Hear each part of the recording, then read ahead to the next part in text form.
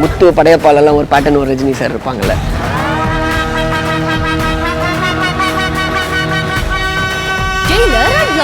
Super star Rajinikanth நடித்த mega black Bastar Jailer திரைப்படம் உருவான கதை உங்கள் சன் நெக்ஸ்டில் மட்டும் கண்டு மகிழுங்கள்.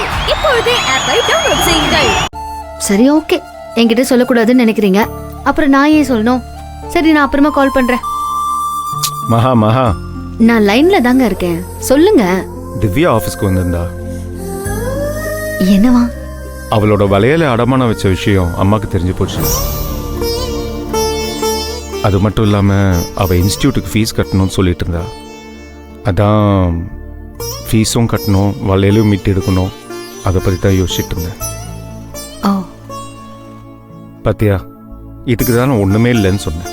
இப்போ தேவையில்லாம நீயும் மூட் அவுட் ஆயிட்ட. பத்தியா, மூட் அவுட் எல்லாம் ஒன்றும் ஆகலைங்க. பணத்துக்கு என்ன பண்ணலான்னு தான் யோசிச்சுட்டு இருக்கேன். அதை பத்திலாம் நீ கவலைப்படாத, அதெல்லாம் நான் பாத்துக்கிறேன். அது என்ன நான் பாத்துக்கிறேன், நீங்களும் யோசிங்க, நானும் என்ன பண்றதுன்னு யோசிக்கிறேன். சரி, அப்போ வச்சிட்டுமா? ஹலோ மகா. என்னங்க? நீ எதுக்கு ஃபோன் பண்ணேன்னு சொல்லவே இல்லையே. அதுவா, கம்பெனில ஒரு நல்ல விஷயம் நடந்துச்சு, அதை உங்ககிட்ட ஷேர் பண்ணலான்னு தான் கால் பண்ணேன். அப்படியா? என்னாச்சு? எங்க ஓனர் பையன் அஸ்வின் ஒரு யுஎஸ் ஆர்டர் எடுத்துட்டு வந்தாருன்னு சொன்னல. என்கிட்ட கூட அதை பத்தி சொல்லியிருந்தியே. அந்த யுஎஸ் சாம்பிள் ஓகே ஆயிடுச்சுங்க. சூப்பர் மகா.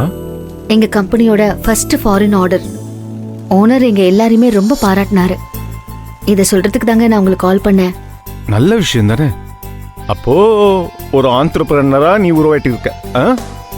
எங்க ஓனர் கிட்ட நான் வேலை பார்க்குற வரைக்கும் அப்படி ஒரு எண்ணம் எனக்கு வரவே வராது.